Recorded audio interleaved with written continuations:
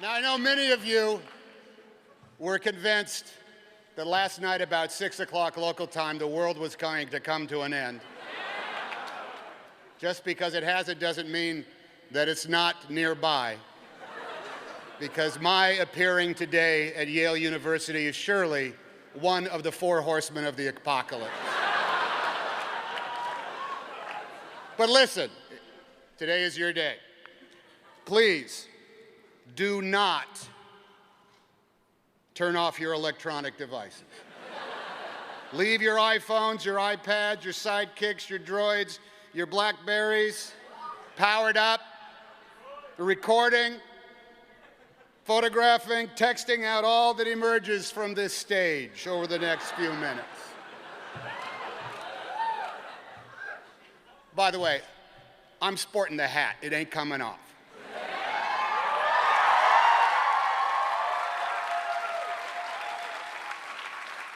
You know, later on today, you can compare your tweets and your Facebook comments with those of others to figure out if anything memorable went down.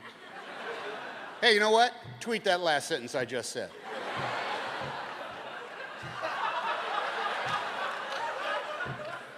It'll give you something to do. Give you something to do and let your friends know where you are today. Okay, take this speech and set it to music and maybe insert some crazy kooky graphics. Star in that video yourself, post it on the web, and if it becomes a viral sensation, you'll be equal to any cat playing with a paper bag. Any set of twin toddlers talking gibberish to each other. As popular as that cute girl that sings about Fridays. Hey, you could be the next Sam Sui.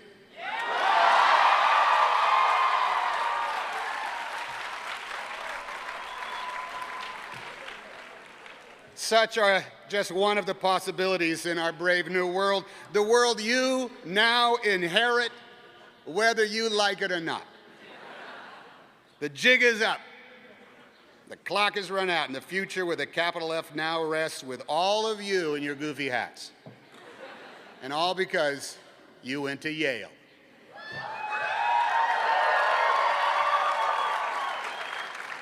You are now the anointed, the charge holders, the best and the brightest. Each of you a shining hope for our nation and the world. You are the new wizards who can finally make sense of all the delta vectors and square roots and divided bys in the theorem that we call the human race. The generations before you came of age took on the job. Now it's your turn. Welcome. You know, I once had a friend who had a rich uncle who promised to pay for his college as long as my friend wished to stay in school. You should stay in school as long as you can, the rich uncle said, because when you get out of college, you gotta work every day for the rest of your life. And you all will come to understand what that rich uncle meant, just as surely as you will someday wonder where the hell you put your reading glasses and yell at your own kids to turn the damn music down. On spring days like today, it's traditional for us to ponder the state of the world and implore you all to help make it a better place, which implies that things are somehow worse today than when we up here were where you are sitting right now. I'm not so sure the planet Earth is in worse shape than it was 30, no, 18, no, 4 years ago. But that's not to say it's in better shape either. Refraining from waxing nostalgic and comparing our then to your now and avoiding any talk of you kids these days with your rap and your hip hop and your Snoopy Dogg daddies with the Diddy Pops.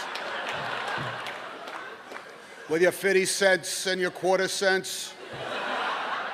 A sober look shows that just as the world has gotten to be a better place after all, it has also grown a bit worse at the exact same rate.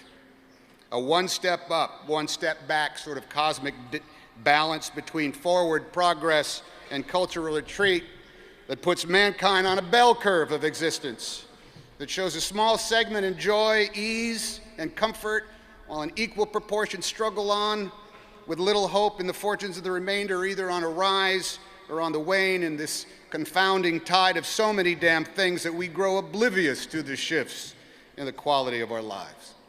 Graduation day is a proper occasion to put a toe in the global waters, and I think the mercury shows that things are much as they always have been.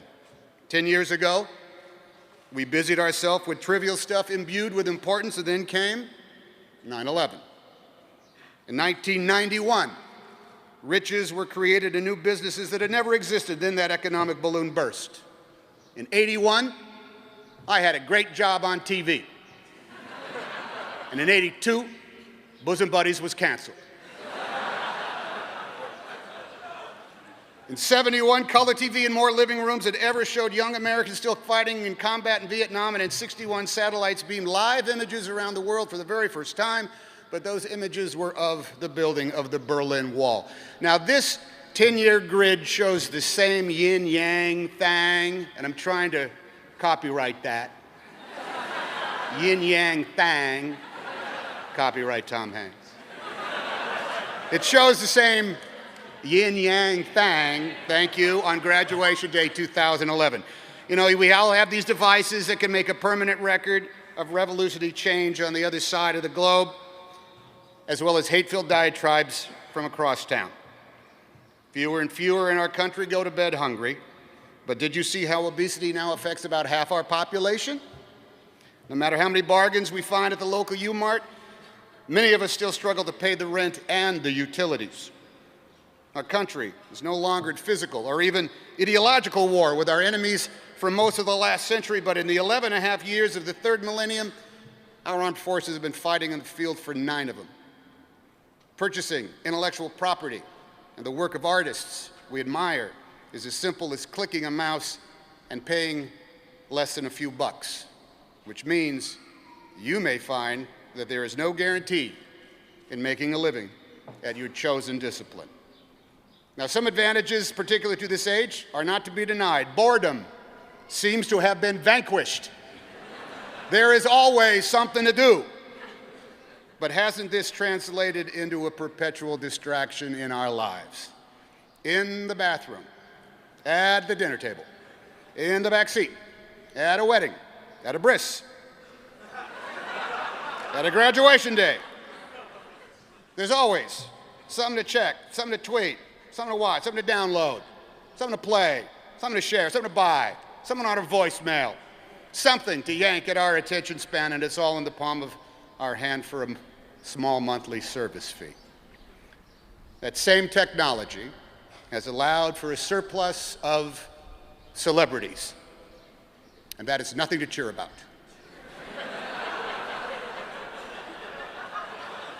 Anyone, although that's Sam Suey, he rocks.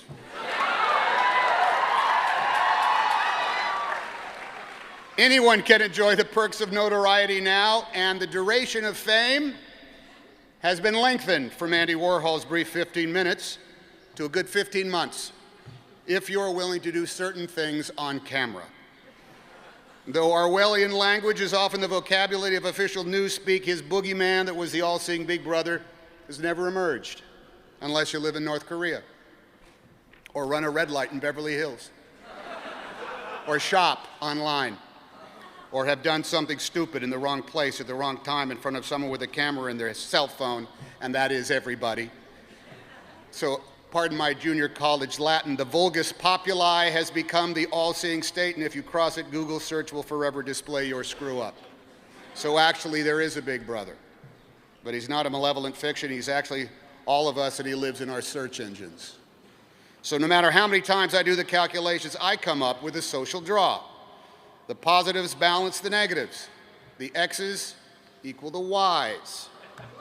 And our hopes weigh as much as our fears. But I hesitate on that last one because fear, good Lord, fear is a powerful physiological force in 2011. We here up in the stands and surrounding you graduating class look to you as we do every year, hoping you will now somehow, through your labors, free us from what we have come to fear, and we have come to fear many things. Fear has become the commodity that sells as certainly as sex. Fear is cheap, fear is easy. Fear gets attention. Fear is spread as fast as gossip and is just as glamorous, juicy, and profitable. Fear twists facts into fictions that become indistinguishable from ignorance. Fear is a profit-churning go-to with the whole market being your whole family. You know, sitting in the house one day watching the game on TV not long ago, along came this promo for the local nightly news. Are our schools poisoning our children? That story in summer's hottest bikinis tonight at 11. In that I had school-age kids at the time, I feared that they were, in fact, being poisoned at school, and summer was still a few weeks away. So I tuned in to get the scoop, and the actual news stories of that news broadcast was this: a certain supply of hamburger was found to have a bit too much of a particular bacteria in it, and for safety's sake, was being taken off the market. That same hamburger was slated for sale to an out-of-state school system for its cafeterias, but it was recalled in time. So answering that news program's own question in, no.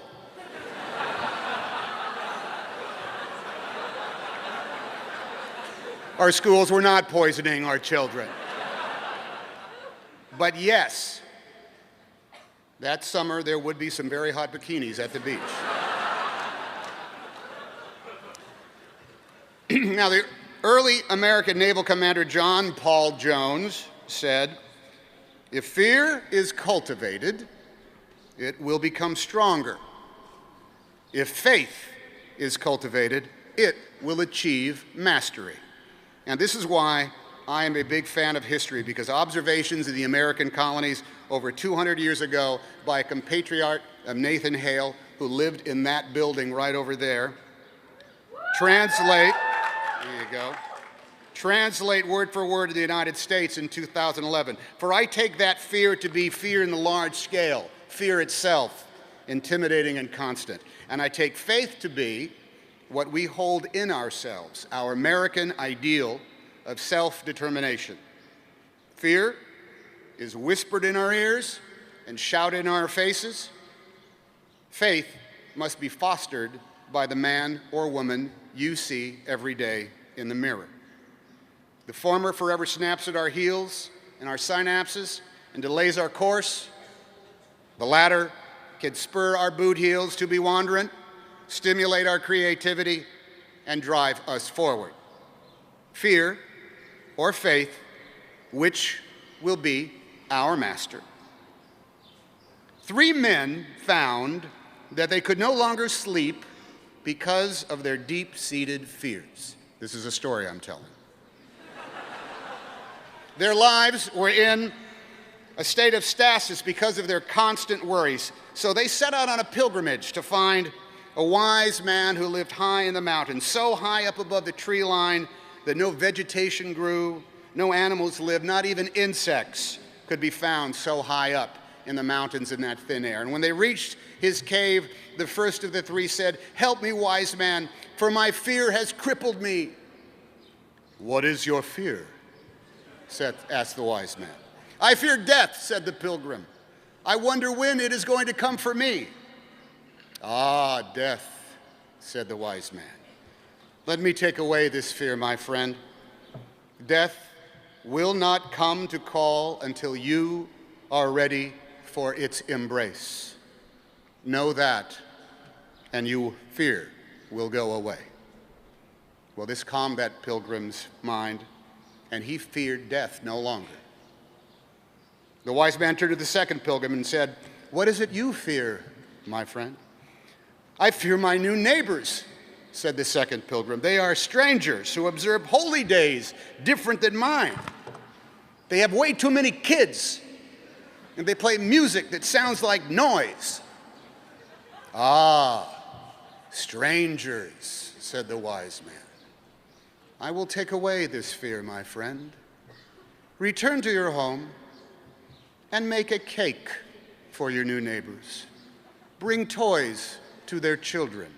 Join them in their songs and learn their ways. And you will become familiar with these neighbors and your fear will go away.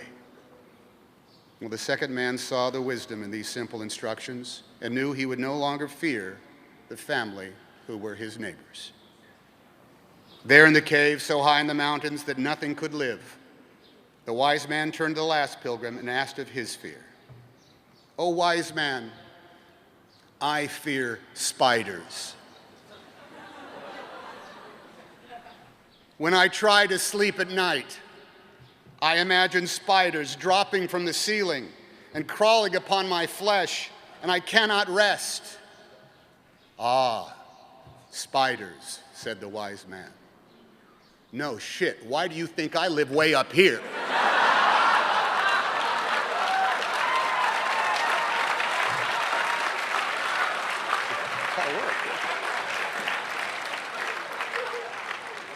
Fear will get the worst of the best of us, and peddlers of influence count on that. Throughout our nation's constant struggle to create a more perfect union, establish justice, and ensure our domestic tranquility, we battle fear from outside our borders, from within our own hearts, every day of our history. Our nation came to be despite fear of retribution for treason from a kingdom across the sea. America was made strong and diverse because here people could live free from the fears that made up their daily lives in whatever land they called the old country. Our history books tell of conflicts taken up to free people from fear, those kept in slavery in our own states, and to liberate whole nations under the rule of tyrants and theologies rooted in fear. The American cause, at its best, has been the cultivation of a faith that declares we will all live in peace when we are all free to worship as we choose, when we are free to express our hearts, and when we all seek a place free from fear. But we live in a world where too many of us are too ready to believe in things that do not exist. Conspiracies abound. Divisions are constructed. And the differences between us are not celebrated for making us stronger, but calculated and programmed to set us against each other. Our faith is tested by unpredictable providence and threatened when common sense is corrupted by specific interests. Speaking from 54 years of experience, the work towards a more perfect union is a never-ending concern that involves each and every one of us. Evidence that our nation is becoming a better place is everywhere. But each new day, fear is, as the Jersey poet said, lurking in the darkness on the edge of town. Your rising from bed every morning will give fear its chance to grow stronger, just as it will afford faith its chance to blossom. You will make the choice to react to one or create the other. And because you are smart enough to earn your place on this college day at Yale University, you will sense the moment and you will know what to do. In the meantime, ponder this front in the struggle against ceaseless fear and its ceaseless flow. In the coming months and years, veterans of wars in Iraq and Afghanistan will finally come home for good. After so many tours,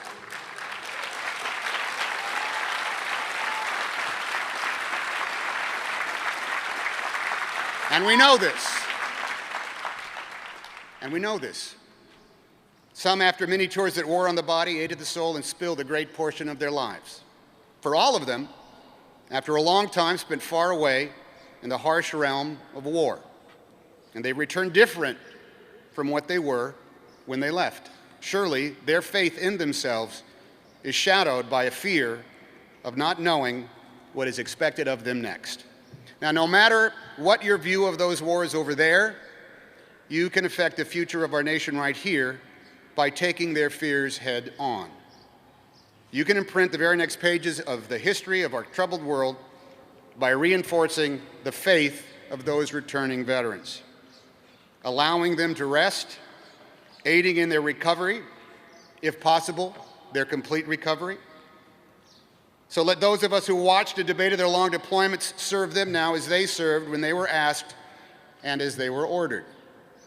Let's provide for them their place free from fear by educating them if they can learn, by employing them as they transition from soldier back to citizen, and by empathizing with the new journey they are starting, even though we will never fully understand the journey they just completed. We all will define the true nature of our American identity, not by the parades and the welcome home parties, but how we match their time in the service with service of our own. Give it 4 years. As many years as you spent here at Yale, in acts both proactive and spontaneous, and do the things you can to free veterans from the new uncertainty that awaits them, from the mysterious fears they will face the day after they come home. Cultivate in them the faith to carry on, and they will do the rest. So Commencement Day arrives. Your work begins. Work that will not be always joyful to you. Labor that may not always fulfill you, and days that will seem like one damn thing after the other. It's true, you will now work every day for the rest of your lives. That full-time job, your career as human beings and as Americans and as graduates of Yale, is to stand on the fulcrum between fear and faith. Fear at your back, faith in front of you. Which way will you lean? Which way will you move? Move forward. Move ever forward. And tweet out a picture of the results. It may make you as famous as Sam Sui. Thank you, and congratulations.